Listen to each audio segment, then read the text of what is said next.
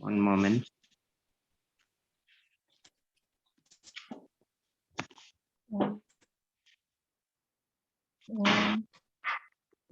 Om Ajnana-timinandasya Jnananjana-salakaya Chakshurunmilitam yena Tasmai Shri Guruve Namah. Shri Chaitanya Manobhistam Stapitam Yena Bhutale Swayam Rupa Katamayam Tadati Swapadantikam Vandeham Shri Guru Shri Yuta Padakamalam Shri Gurun Vaishnavamscha Shri Rupam Sagrajatam Sahagana Raghunatam Tam Sajivam Sadvaitam Savadutam Parijana Sahitam Krishna Chaitanya Devam Shri Radha Krishna Padan Sahagana Lalita Shri Vishakam Ye Krishna Karuna Sindhu Dina Banju Jagatpate Gopesha Gopika Kanta Radha Kanta Namostute Tapta Kanchana Gaurangi Radhe Vrindavaneshwari Vishabhanu Sute Devi Pranamami Hari Priye Jai Shri Krishna Chaitanya Prabhu Nityananda Shri Advaita Gadadhara Shivasadi Gaura Bhakta Vrinda Hare Krishna Krishna Krishna Hare Hare Hare Rama Rama Rama Hare Hare. Hare Krishna. Hare Krishna. Thank you very much for the recital of Mangalacharan. We are reading the Srimad Bhagavatam. We are on Canto 1, Chapter 3. Chapter 3 is Krishna is the source of all incarnation. And the text for today is text 39. Arya Govinda Prabhuji, Hare Krishna. Yeah. Hare Krishna Mataji. Are you able to read the text? Before that, Om Namo Bhagavate Vasudeva and two texts. Yes, Mataji. Hare Krishna. Om Namo Bhagavate Vasudevaya. Om Namo Bhagavate Vasudevaya. Om Namo Bhagavate Vasudevaya. Narayanam Namaskritya Naram Chaiva Narottamam Devim Saraswatim Vyasam Tadojayam Mudiraye Nashtaprayeshu Abhadreshu Nityam Bhagavata Sevaya Bhagavati Uttama Shloke Bhaktir Bhavati Naishtuki. Hare Krishna. The word now, text 39. Ateha Dhanya Bhagavanta Itham Yad Vasudeve Kila Lokanathe Kurvanti Sarvatmakam Atma Bhavam Na Yatra Bhuya Parivarta Ugra. Hare Krishna, thank you very much. Hare Krishna Prabhuji, Danvat Pranam. Please accept our humble obeisances on behalf of everybody in this group. Dina Sharana Das Prabhuji.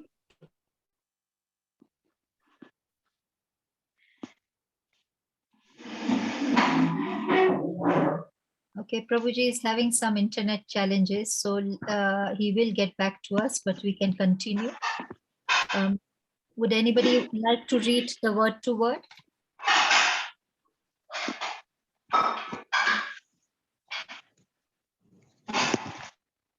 Okay, I can read the word to word. Hare Krishna Prabhuji. Hare Krishna Dina Sharana Das Prabhuji.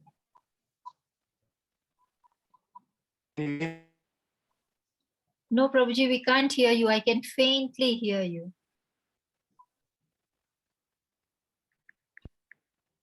Is that better? Can you hear me now? No, Prabhuji, it's not better. It's very faint.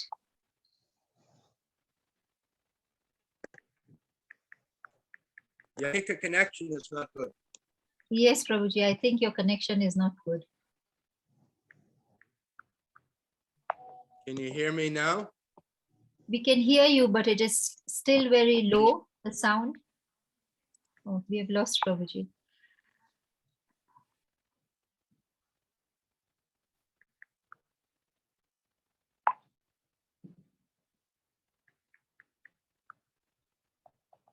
Prabhuji, you are connected again. If you can say something. I'm connected again. No, Prabhuji, still faint, very faint. Yeah, this may not work. I will log off and try again. Okay, Prabhuji, till then we'll read the text, translation and purport. Okay, let's read the text, translation and purport. Text Prabhuji has read. Maybe I can read word to word. Atha, thus, iha, in this world, dhyana, successful, bhagavanta, perfectly cognizant, itaham, such, yat, what, vasudeve, onto the personality of Godhead, akhila, all embracing, Lokanatha, onto the proprietor of all the universes. Kurvanti, inspires. Sarva Atmakam, 100%. Atma, spirit. Bhavam, ecstasy. Na, never. Yatra, wherein. Bhuya, again. Parivartha, repetition. Ugraha, dreadful.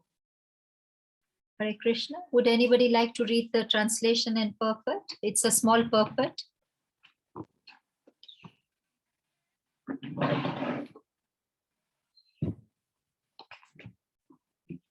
Okay, maybe I can read the translation and purport. Translation and purport by Srila Prabhupada. Srila Prabhupada ki Jai. Only by making such inquiries in this world can one be successful and perfectly cognizant for such inquiries, invoke transcendental ecstatic love onto the personality of Godhead, who is the proprietor of all the universes, and guarantee % immunity from the dreadful reputation of birth and death. Purport. The inquiries of the sages, headed by Shaunakya, are herewith praised by Sutta Goswami on the merit of their transcendental nature. As already concluded, only the devotees of the Lord can know him to considerable extent, and no one else can know him at all. So the devotees are perfectly cognizant of all the spiritual knowledge. The personality of Godhead is the last word in absolute truth. Impersonal Brahman and localized Paramatma, that is the Supersoul, are included in the knowledge of personality of Godhead. So one who knows the personality of Godhead can automatically know all about him, his multipotencies and his expansions. So the devotees are congratulated as being all successful. A 100% devotee of the Lord is immune to the dreadful material miseries of repeated birth and death. Hare Krishna. Hare Krishna. Can you see me? Yes, we can see you. Hare Krishna. Okay, good. And you can hear me? Yes, much better now, Prabhuji. We can hear you. Okay. Hare Krishna. Okay, very good. Hare Krishna. So this is a very, very important text. All the texts are important. This is especially important, I feel, because it again emphasizes a constant message and instruction.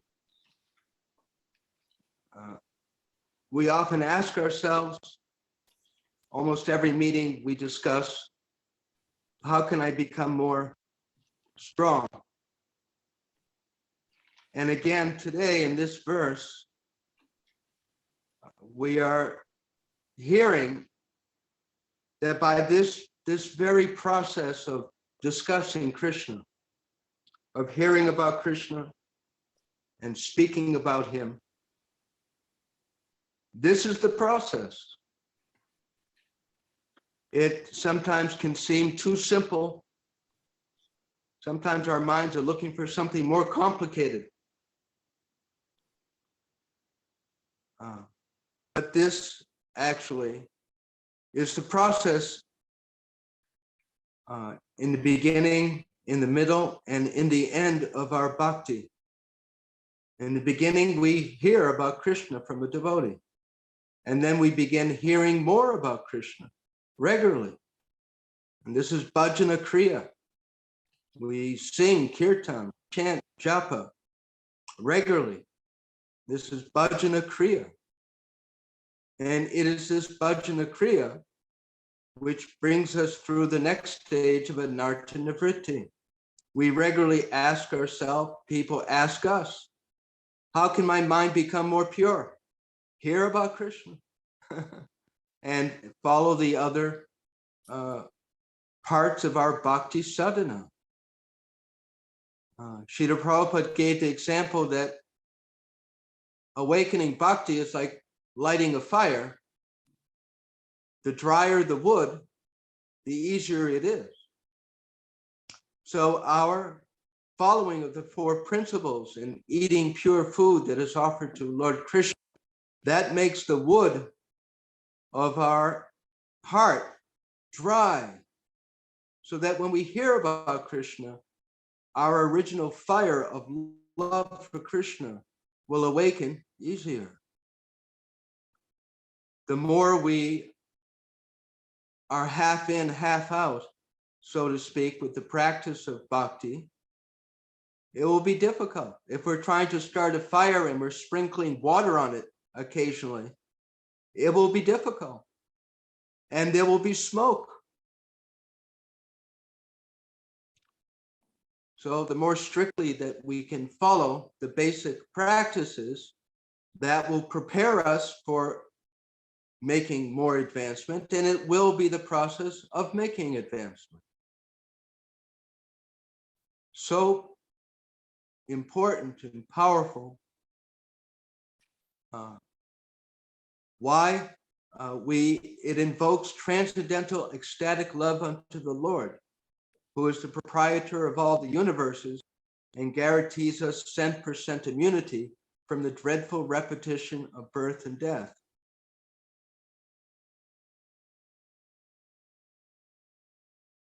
So earlier in this chapter, chapter 1, we heard that the chain of fruit of action is broken as one realizes Krishna, and as one realizes oneself as spirit, part of Krishna.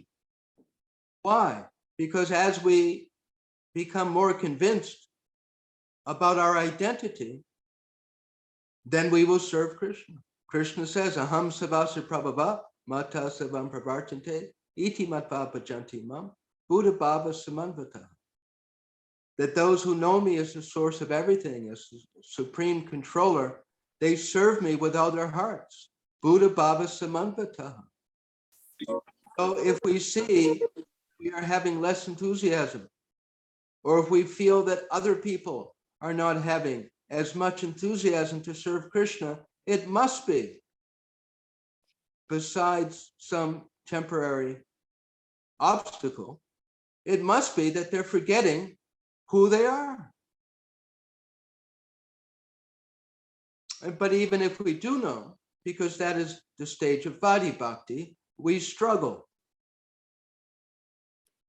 We struggle with our conditioned mind to act as the servant of Krishna, as a devotee of Krishna. It's a struggle in the beginning, especially. So as we continue to remind ourselves about Krishna, then we remain in the shower. Chaito darpana marjanam bhava mahadevagni nevarpanam. This cleansing of the heart, Chaito darpana marjanam, by Chaito darpana marjanam bhajatam, by hearing about Krishna. There it is again. Cheto Darpana Marjanam, Bhava Mahadavagni Nirvarpanam, by hearing about Krishna. So in the purport, Srila Prabhupada elaborates that how it is only the devotees who can know God. Of course, others are not interested. If we're not interested in God, we're not going to find out very much about him. And that according to our love of Krishna, then we are more interested to learn about him. And Lord Krishna describes in the 11th chapter of Bhagavad Gita, Bhaktimam Abhijananti Yavanas Chatmi Tattvataha, that only those who serve me with love can know me completely. And why is that? For the same reason that we see in this world. We may work in a company, work in a university, and the president of the university or the owner of the company, he or she is not going to be telling us everything about their personal life right away. Our relationship with them is formal. We're a student or we're an employee. And when do these people start telling us personal details? When we become friendly with them, when they see that we care, when they see that they can trust us, that we have good intent towards them, then they become more open and they begin to tell us things that they don't tell other people. So the same thing Srila Prabhupada explains with Krishna. As he told Arjuna, Bhaktosi me sakha cheti, because you're my devotee, because you care about me, because you love me, I'm telling you all about myself. So this is the secret. This is the secret. Even in this world, we see that people with high position, we can't just know them as much as we can as we develop a relationship. So that Srila Prabhupada is explaining this, that it is only the devotees who can understand Krishna as fully as possible.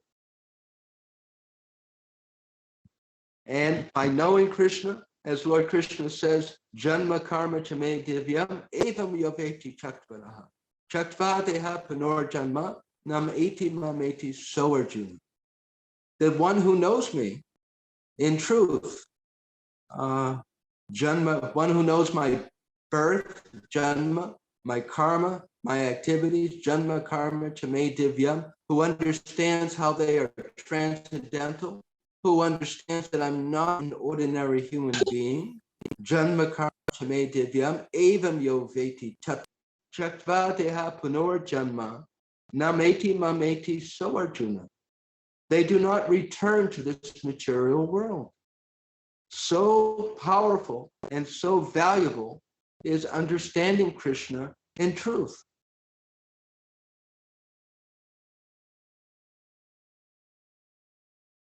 And the way that we do that is shown to us by the example of Maharaj Pariksit and Shaunaka Rishi and the sages of Naimisharanya. They're discussing about Krishna. They're asking about Krishna. And that's what we do. We hear about Krishna and then we ask questions. And that very simple process is just like a boat. You know, if you get in a boat in the Indian Ocean, you go to the shore of Kenya and you get in a boat, you can cross over to India. So that boat for us of crossing this material world is this boat of Shravanam Kirtanam.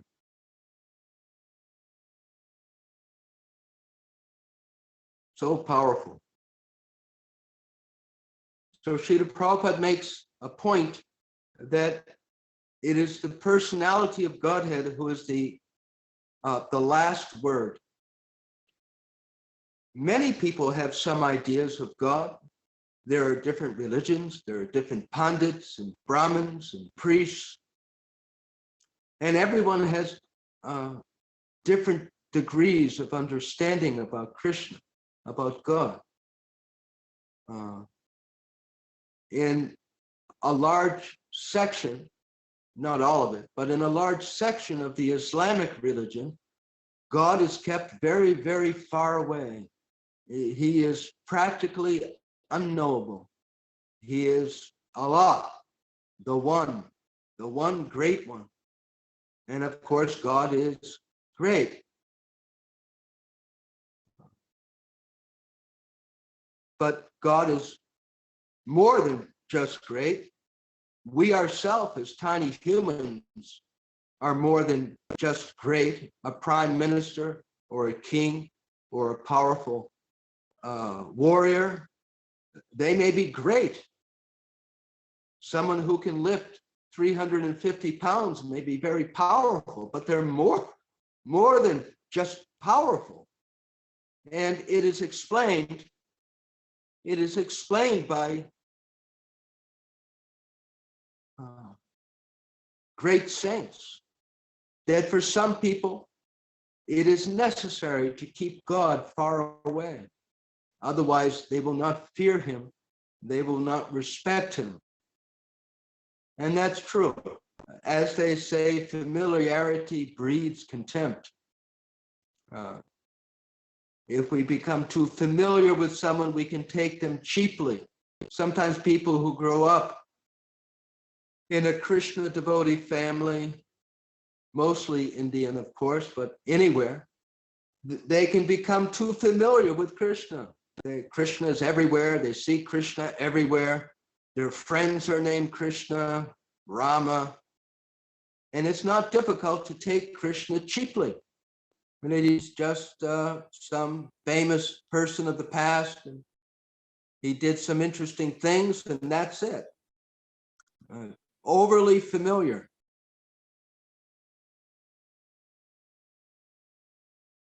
So we learn about Krishna by hearing from pure devotees, from reading the sacred scriptures that they give us. And Srila Prabhupada actually advised us that until we're on the stage of bhava, a very elevated stage of bhakti, we should see the deities as Lakshmi Narayan.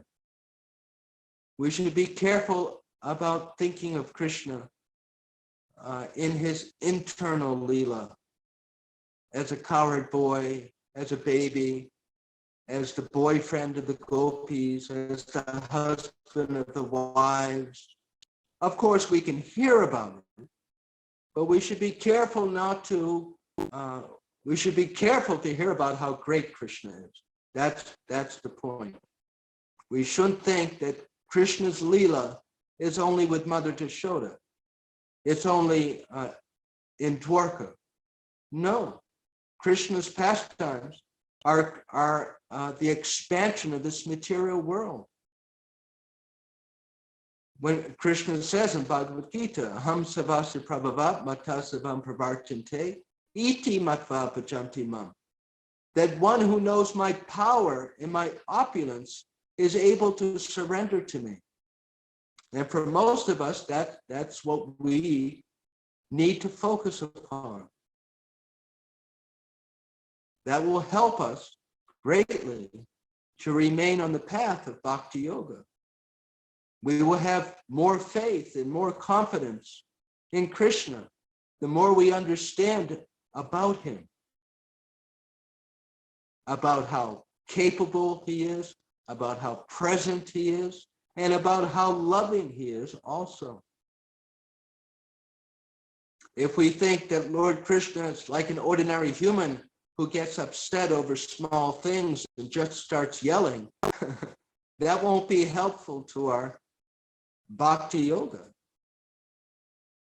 So understanding Krishna's love and Krishna's power is essential, and therefore we cultivate knowledge of Krishna. As we awaken spontaneous devotion, that will be less necessary.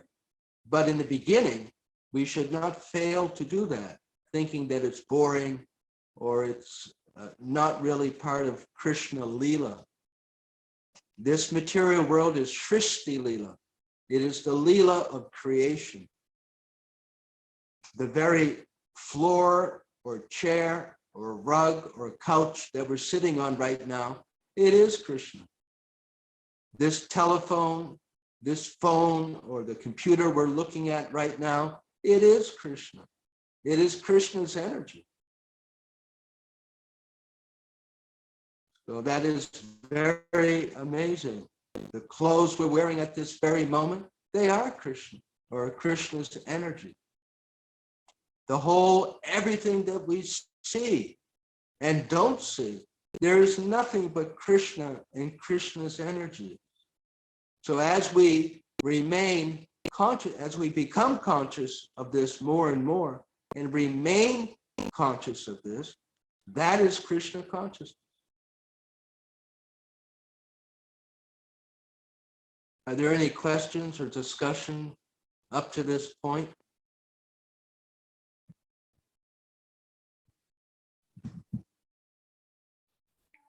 Kindly unmute and ask a question, or if there are any comments. Prabhuji, there are none, but I'd like to acknowledge the presence of Mansi Ganga Mataji. She has joined the group. Hare Krishna. Hare Krishna.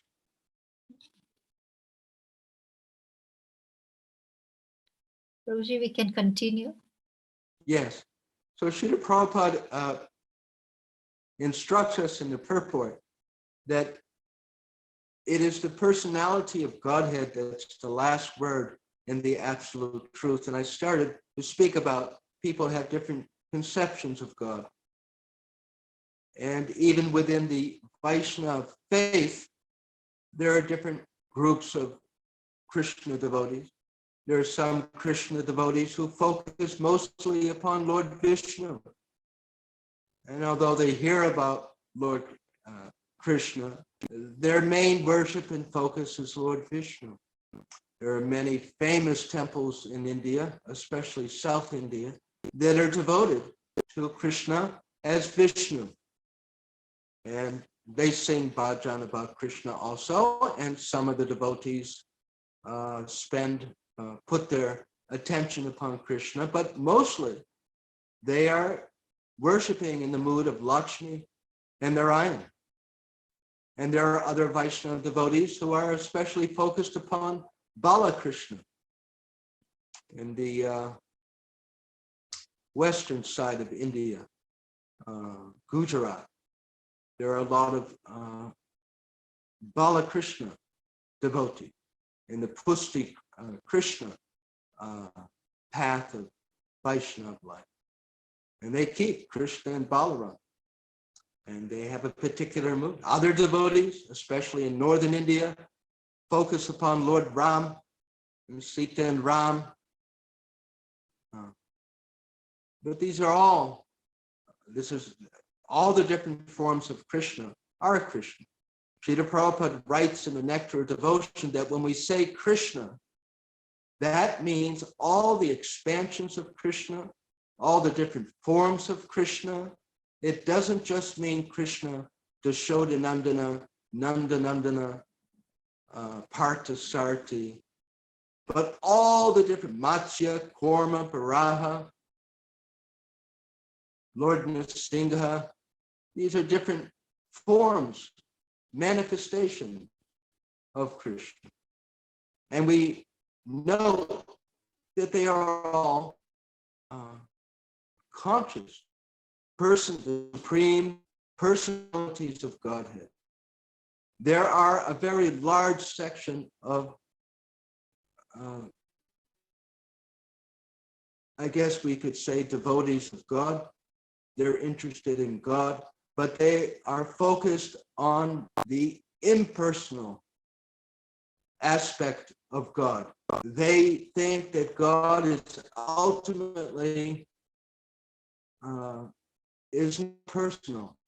God is just all-pervading consciousness, that God is the white light. And he is. He is. And he is more than the white light, because the white light in the Brahman did not come from nothing. As Lord Krishna explains in his Bhagavad Gita, he is the source of everything material and spiritual. He is the source of all demigods, the source of all humans, the source of all sages, the source of all animals. That Lord Krishna, in his transcendental threefold bending form, Chintamani Prakris Sadmasu Kalpraviksha, Laksha Pratation Surabir Abhipaliyantam, Lakshmi Sahasra Satasambarma, Sevyamanam, Govinda Mani Purusha, Tamaham Bhajan. Lord Brahma offers prayer that this original threefold bending form of Krishna, Vainam Kwanantam Adavinda Dalaya Tatsham, this form of God who plays the flute, Vainam Kwanantam, Aravinda Dalaya Taksham, who has lotus, whose eyes look like lotus petals, Barhavatam, who has a peacock feather in his crown. That form of God, Govindam Adi Purusha, Adi Purusha, is the original manifestation of Godhead. So some devotees are aware of this, some devotees are not aware of it. According to our sincere desire to know Krishna, that's how much that's how much understanding we receive. Yeyatamam prapadyante, tam sataiva bhajamaham. Lord Krishna says that as you surrender to me, as you are interested in me, so I reciprocate. So the devotees who worship the Brahman, the impersonal aspect, who meditate on the all-pervading consciousness, that's as far as they want to go. And that's as far as they go. Although Lord Krishna explains in the 12th chapter of Bhagavad Gita that eventually everyone comes to understand him in his personal feature. So Srila Prabhupada would encourage us that why take the long road? Why not just understand by hearing that Lord Krishna is the original source of everything, that he is the sublime, beautiful, supreme manifestation of Godhead, who performs amazing, loving pastime, and become attracted to him. We can do that. And we are very fortunate to have the opportunity, and therefore we glorify Lord Chaitanya. Namo Mahavadinaya, Krishna Prema Pradayate, Krishnaya Krishna Chaitanya Namne, Goratashenam. That you are the most munificent avatar, incarnation of Krishna. Because in this age of Kali, in this 28th millennium of Vaivasvata Manu, you have appeared to give the most fallen souls the opportunity to understand the highest dimensions of Godhead. It is a very special, rare opportunity. When we read the Srimad Bhagavatam, mostly Dhruva Maharaj, Prahlad Maharaj, Ambarish Maharaj, Bali Maharaj, Bhishma Dev, all of the great pure devotees discussed in this Srimad Bhagavatam, they return home back to Godhead in the mood of being a devotee of Lord Vishnu. It is only when we come to the 10th canto, mostly, that we find bhakti unto Govinda, Krishna, Govinda Mani Purusham, Tamaham Bhajami. It is a very special flavor of bhakti. Many people enjoy vanilla ice cream, the white ice cream or white dahi yogurt. But there are many other amazing flavors that are possible. Pistachio, strawberry, lemon, banana, mixtures of the different flavors, strawberry, vanilla. So the devotion to Krishna, Govinda, Sham Sundar, it is a very special, sublime, tasty mixture of rasa. And Lord Chaitanya Mahaprabhu has come in his Kali Yuga to give that opportunity. So Srila Prabhupada would encourage us, take it, take advantage, hear about Krishna, chant Hare Krishna, and try to love Krishna and see what that does for your life. In the Nectar of Devotion, Srila Prabhupada says like this, that as we let our affection go towards Krishna, all sorts of nice things will come back towards us. Because when we water the root of a plant, all the parts of the plant become watered. You want to have love in your life? Love Krishna. It will come back to you. Whatever we offer to Krishna will come back to us. We are never the loser. Because we are part of Krishna. We are truly, mechanically part of Krishna. We are a leaf on the tree of Krishna. And if we love Krishna, it is loving ourselves.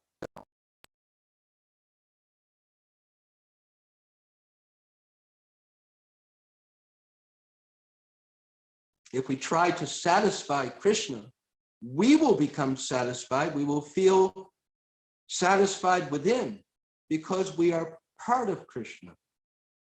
And how do we please Krishna? What are some different ways that we can please Krishna? Who wants to offer the first suggestion?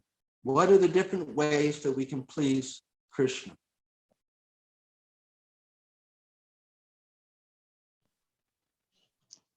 Hare Krishna Prabhuji, by chanting, Hearing, hearing. What else? Prabhuji, the Association of devotees. Associating with devotees. serving devotees, Yes. Bringing happiness to his devotees. Yes. What else? deity worship, Offering personal service, archana through the deities. Yes. One thing that we can see with all the different processes is that we're paying attention to Krishna.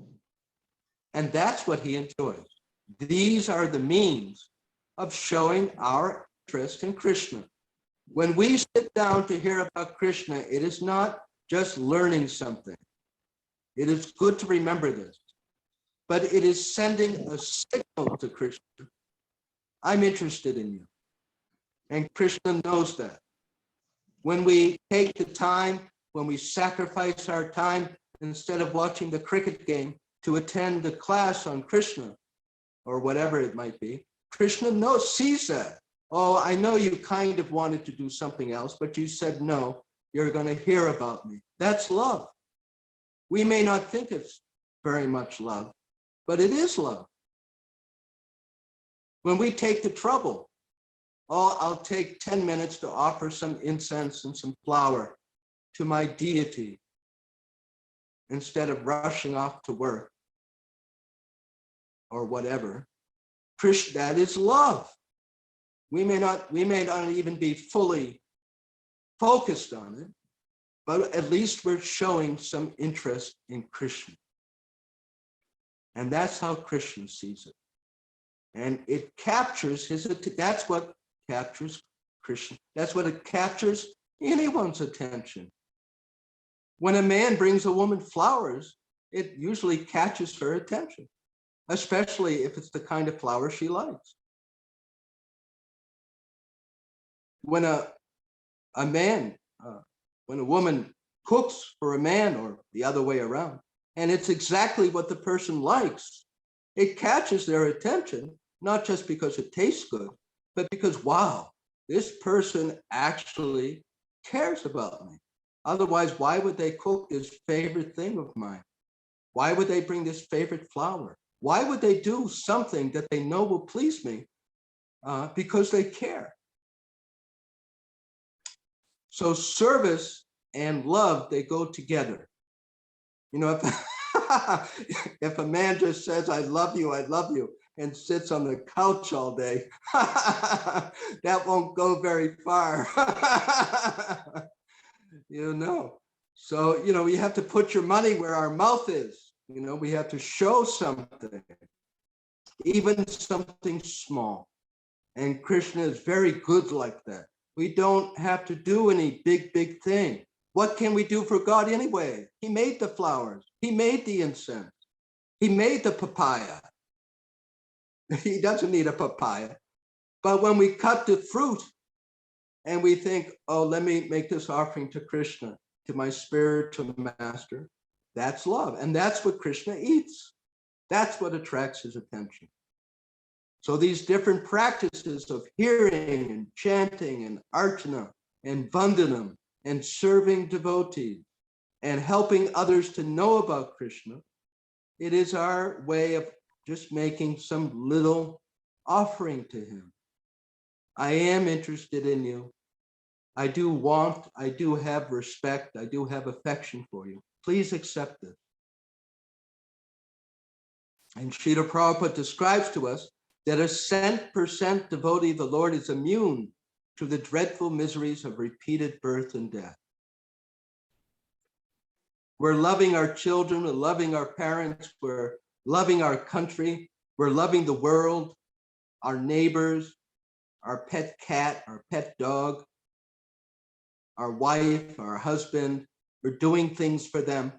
So we just encourage people, do something for Krishna. We're already loving people. Have love for God and keep him in your life. In fact, make him the center of your life, and you will go home back to Godhead.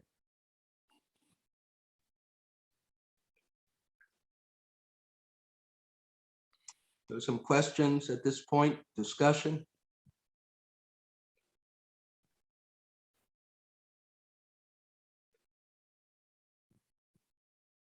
Hare Krishna Prabhuji.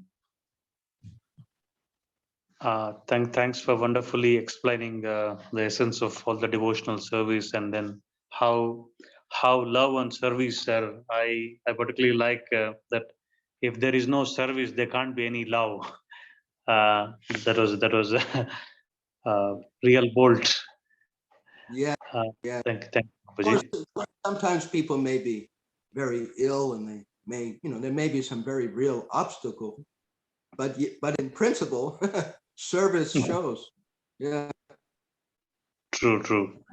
I had a question, particularly in regards to avatars, like Lord Narsingh Avatara. Say all the avatars are eternally present, right?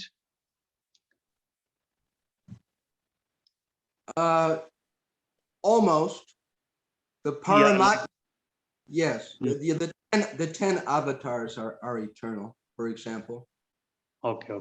So, like, I just wanted to ask, like, Lord Narasimha came for a particular reason, and then he wanted to protect Prahlad, and then he came out from the pillar, and then that means that he came for a particular reason and with a particular feature, like half man and half lion. So that is for the particular pastime, and then is that avatar also eternally existent, or it comes? I mean, he comes only for that reason. Yeah, that's a good question. In the fifth canto, in the fifth canto of the Srimad Bhagavatam, there's a description of, and elsewhere, that Lord Nrsimha has his eternal Vaikuntha planet where he is manifest as half man, half lion. Hayagriva, the incarnation of Krishna with the head of a horse. looks Yes. like a horse. So they have their eternal planet and manifest wherever they want, according to the occasion. It's, of course, Krishna manifest in that form. There's a section of devotees who enjoy that form. And for their pleasure, he is manifested. Lord Nrsimha, Lord Varaha, or Ayagriva. Yeah. Thank you so much, Prabhuji. Hare. Yeah, there are millions and millions, to say the least, of Vaikuntha planets. Just like here in this, what they call Milky Way galaxy, if we look outside on a very dark night, there are millions and millions of stars. So the Vaikuntha spiritual realm is like, there are millions of planets, spiritual planets. Now that's something to meditate on. Yeah, we're just like what Prabhupada says, like a Dr. Frog's philosophy, that we can't just conceptualize how great God is, how great Krishna is. It's very difficult to conceptualize or visualize. It's just we need to and accept the literatures as it comes from the sampradayas. It's described that even the demigods do not have all that much complete understanding of Krishna. So we should just try, accept our position. Even though the workers at our office may give us congratulations, we are such a good manager or a good worker, and we're so capable. We're so inconceivably tiny in the big, it's amazing how we become a little carried away. We get very, very carried away. We're so, we're something, of course. We all matter, but from another perspective, we're just like tiny grains of sand. True. Thank you, Prabhu. Hare Krishna. Yeah. So that's a good way that sometimes when we're talking with someone that we want to acknowledge, and we should acknowledge our own. It's not that we don't have no ability. It's not that we can't do anything. It's not that we're completely stupid, but just very, very tiny. That's all. Just very, very tiny. Yes, you're the governor, you're the mayor, you're the manager, you're the famous cricket soccer player, but it's just so tiny against the vast expanse of Krishna's creation. Right? Yes, thank you, Prabhuji. You're welcome.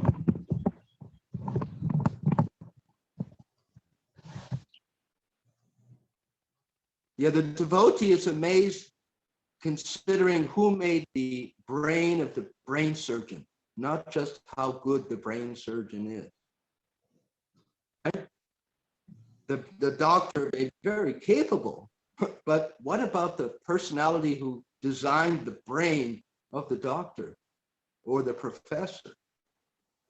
Now that's amazing.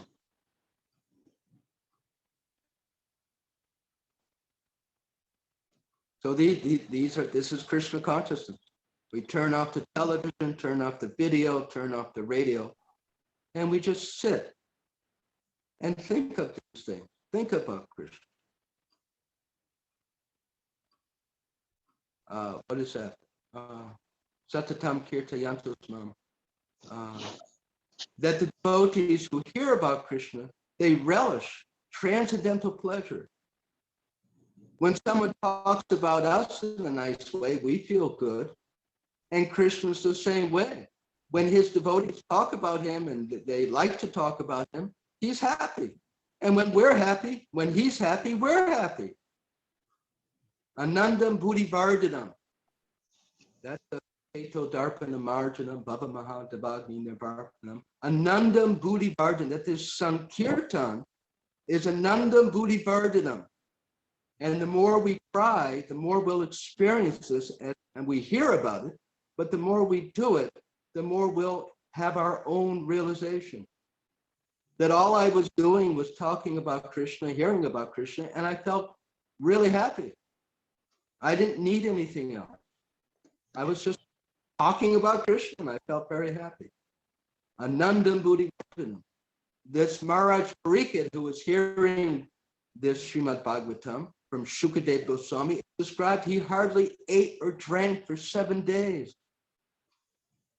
Our ISKCON founder, the last 6 months of his stay, he hardly ate, maybe a chapati, but that he wasn't eating.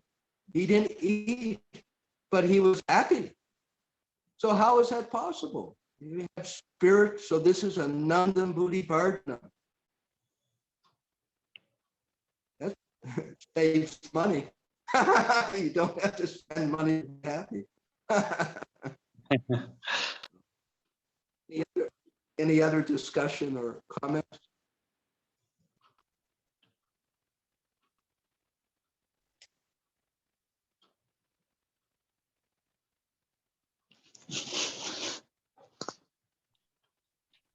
So someone may say, why don't I feel that happiness? I hear about it. I hear about how Krishna consciousness is full of bliss, but I don't feel that. And it's true, we don't always feel that. And there are different reasons. One reason is we may not be following properly. And two, which includes that, we may be doing something that hurts Krishna consciousness. And number three, Krishna may be testing us, seeing how much we want Krishna consciousness. And four, we may commit offenses. Offenses are very significant reason that people fall away from Krishna consciousness. They criticize mind, or they criticize the word devote. They hurt these feelings. If they feel too upset with Krishna, also for too long. So these offenses. When Krishna, because it means that we're not interested in Krishna. And so finally, Krishna will decide that, well, it looks like you're not interested in me, so I'm going to take away your happiness because you don't want it, and I want you to develop more of it, so I'm going to let you try and be happy however you think you're going to be happy. And devotees go back to their original kind of life. And that happens. It does happen. Sometimes it happens a little. Sometimes we just lose interest for a few days or a few weeks or a few months. And then sometimes we see devotees, even devotees who have been practicing for many years, they go away for a while. So this is usually due to, well, it's due to our own desire. And because of our desire, we become careless and we make offenses. So we have to be very careful about offenses. And Lord Chaitanya has advised us that one of the best ways to protect ourselves is to surround ourselves with pure devotees, which means to keep the association of pure devotees, which means to hear from pure devotees. So we can be reminded what Krishna consciousness is and how nice it can be, and what we should do and what we shouldn't do. If we give up the company of devotees, we'll begin to forget what's the right thing, just to put it simple. If we stop hearing from devotees, gradually we'll forget what the right thing is, and we'll start doing more and more wrong things. And it becomes a vicious spiraling down, because as we give up our sadhana, we automatically become less interested. And as we become less interested, then we don't follow the sadhana, and it becomes like a plane crashing to earth. So if we see that, for more than a day or two, we lose interest in Krishna we should become very concerned. What did I do? What am I doing wrong? That I'm losing my taste, I'm losing my interest. And it may be that because of our past sins, our past karma, and we have to just do it anyway. That's very important. Just like people who are sick, if they give up following the diet because they don't like it, they won't get well. So even though we may not feel like chanting, we may not feel like attending the class, we have to do it. We have to draw a line in the sand and say, I don't care what I'm thinking, I'm going to the class. And even if we don't like being in the class or like chanting, at least up to a point, we should do it anyway, just because that's what being an adult is. An adult means that we exercise, we go to school, we go to work, whether we feel like it or not. And Krishna consciousness must be just like that. It doesn't matter what I'm thinking, what I'm feeling, I'm going to chant my round. However bad I think my chanting is, I'm going to do it. We should never not do our sadhana, whether we think it's good or we think it's bad, or if it is bad, whatever it is, we should never give it up, because that is our cure. Very important to remember and to encourage other people. Oh, I went to the bar last night, I was drinking, I got so drunk. All right, take a shower, wash your face, come to the temple. Don't ever not come to the temple and associate with devotees and to chant. Don't ever stop, no matter what, because that will eventually bring us to purity. They're very important. You never think, oh, I'm so fallen, I can never be Krishna. That's like a cancer patient, and it's understandable. It is understandable. You have cancer, you're taking this treatment, and you have to keep faith. You have to somehow keep your confidence that I must keep doing the treatment, and I will be. So then we see examples of people who kept the chemotherapy and they kept the diet and they became well. And as we, as devotees, do this, we'll get more and more confidence. We may really not want to be doing our sadhana. But then if we do it anyway and see, oh, it really helped me. Now I feel like being a devotee. And then it happens again. We slip. And we don't feel very good. But we do it anyway. Oh, it worked. And then we get faith that no matter what happens, how bad my Krishna consciousness may be, my cure, my salvation is the chanting and hearing about Krishna. So I can share that a little from my personal experience. And what's the use of my experience? This is what Srimad Bhagavatam talks about. This is what it teaches.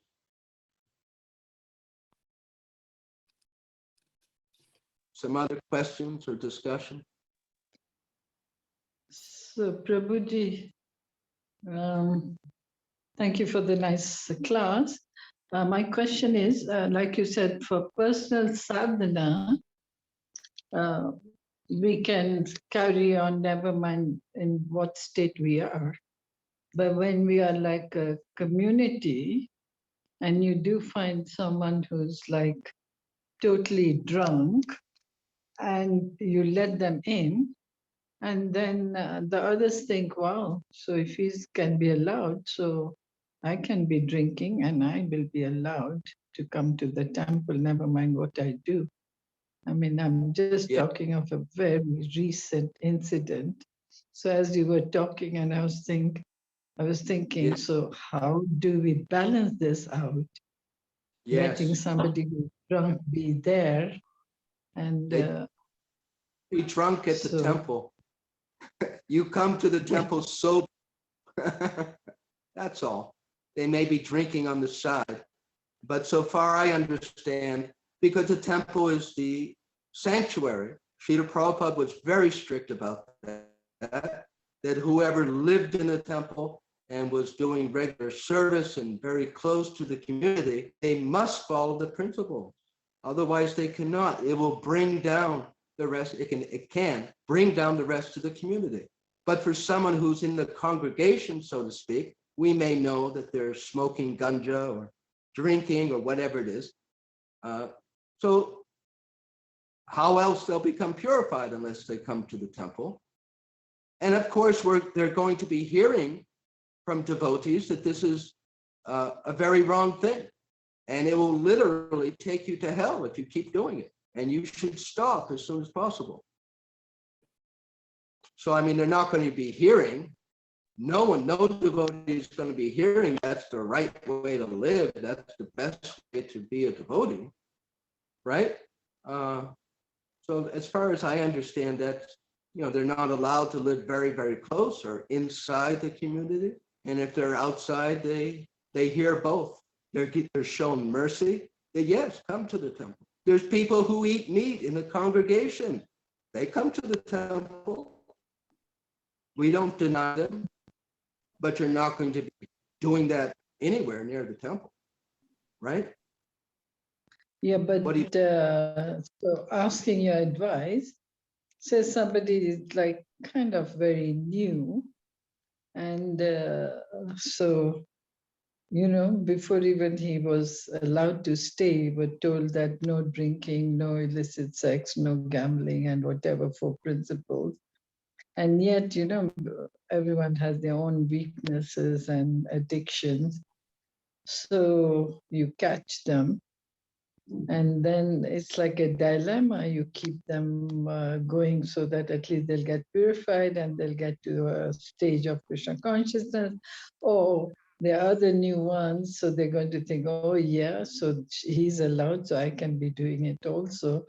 So in that kind of a situation, what would your stand be, Yes, well, as I said, Srila Prabhupada specifically instructed that the temples be kept pure. So let's take a pujari or anyone who's doing regular service, needed service in a temple, and they fall down. Someone sees them in a bar. So that you have a conversation with them, you discuss it, and try and understand their seriousness not to do it. So Srila Prabhupada said, once, twice, we forgive. And that's it. That's just unfortunate. Just, once, twice, depending, if they seem sincere, oh yeah, it was a bad habit. But if we catch you again, thrice, 4 times, that's it, you're out. You have to live outside. And if someone comes to the temple drunk or something, or they're eating meat in their car on the property, then it may be that no, you cannot come for 6 months or whatever it is. The elders have to decide what the discipline is going to be. That's my understanding. Yeah. Yeah, makes sense. Thank you. Yeah. Hare Krishna. So if there's a rotten apple, we remove the rotten apple so that it doesn't rot the other ones. So yeah. Yes. Or, as a parent, this hurts me worse than it hurts you. I wish I didn't have to do this, but it is my duty. So for 3 weeks, 3 months, you cannot come to the temple.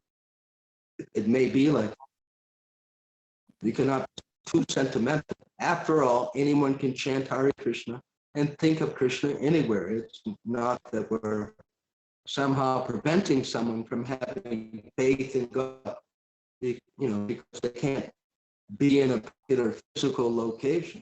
That's on them and their sincerity. Yeah. I mean, there are instances, so many instances of parents who have to put their children in some kind of special place to get reformed because they're just too uncontrolled. And that's what they're doing, and that's where they need to be. look at Lord Krishna. You think he wants us here in the spiritual world? I mean, in the material world, but we insist, and we do things, you know, so that's our free will. I mean, in other words, we're not guilty of causing someone trouble because we put them where they need to be because of their choices. We're not doing anything wrong, right? You know?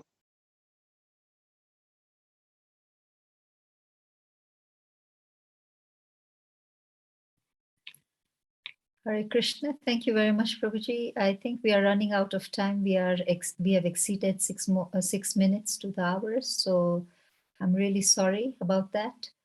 Can I request Prahlad Prabhu to kindly appreciate you, Prabhuji? Prahlad Prabhu. Hare Krishna. First, I would like to start by thanking His Grace Dina Sharana Das Prabhu for giving us this wonderful class. Thank you, Prabhu, for giving us an insight on, how we can show, how we're interested in Krishna through all these ways. So thank you, Prabhu. It was very valuable.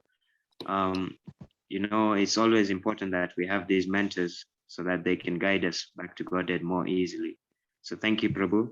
I would also like to thank the devotees assembled here for joining the meeting as well. So on behalf of ISKCON Eldoret Prabhu, we would like to thank you. So I'd like to kindly request all the devotees assembled to please unmute yourselves and let's chant the Hare Krishna Maha Mantra once for His Grace Dina Sharana Das Prabhu. Hare Krishna. Krishna, Krishna Krishna, Hare Hare, Hare Ram, Hare Ram. Ram. Hare Ram, Ram Hare Vancha kalpatarubhyascha kripa sindhu evacha Namo Namah. Nam pavanebhyo vaishnavebhyo namo namaha. Srila Prabhupada ki Jai. Grace Dina Sharana Das Prabhu ki jai. Jai Gaur Pramanande. Hari Bol. Thank you very much. All right. Thank you, Prabhuji, for an excellent class.